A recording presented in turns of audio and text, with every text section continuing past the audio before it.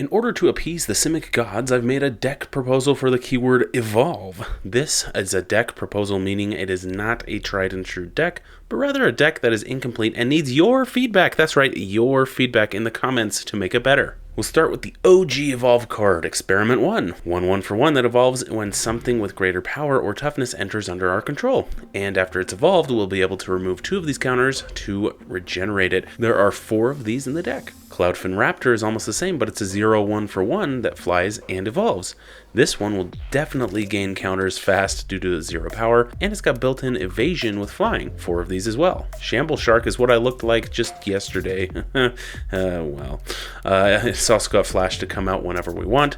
There are 4 of these to confuse our opponents, but only in an existential way. Just look at this thing. It's not what you want to see in your dreams. 3 Battering Krasis up the power and gives our Evolver Trample. These are all very similar, honestly, but with different keywords. Evolve is just a simple mechanic that doesn't need anything too crazy, so all of these creatures are just mechanically pretty similar. Gluttonous Slug is the only black creature in the deck, but having 3 of them with Menace ups the game a bit. It evolves fast as well with 0 power and has a decent toughness. It's no fun having to block with 2 creatures, and keeping this ahead with +1/+1 counters can just be fun. The last evolving creature we've got in this one is a copy of Adaptive Snapjaw. It's just more expensive than the rest, but it can still evolve. It might not be the best thing because it'll only evolve when the slugs enter, but hey, it's got 6 power and there are ways of moving other counters around. We'll get to that later. 3 copies of Adaptive Spore Singer are here to add more counters. Hey, look at that. By simply entering, she'll proliferate or give something a combat buff until end of turn. I promised to move some counters around onto Snapjaw, so we'll do this by casting Bioshift. It's a 1 mana instant that moves any number of +1/+1 counters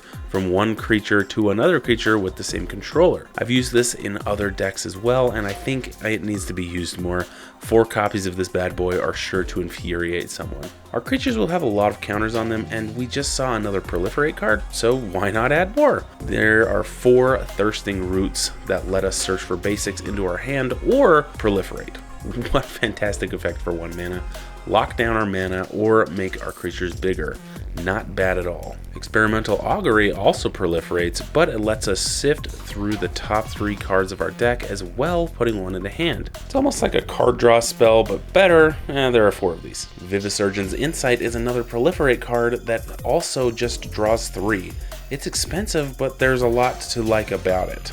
2 of these. This one could probably be swapped, but Callous Dismissal has its uses. It returns a non-land permanent to hand, not just a creature to hand. It's at sorcery speed, which is a downfall, but it also amasses 1, and by doing this we introduce more +1/+1 counters to our board to proliferate or move them. There are only 2 though, so maybe there should be more? I don't know. 2 copies of Shielding Plaques gives our creatures a mix of Hexproof and Shroud. The enchanted creature can't be the target of spells or abilities our opponents control, so it's actually really fantastic. It also draws us a card on entry. I like to protect my evolvers, and this is a swell way to do so.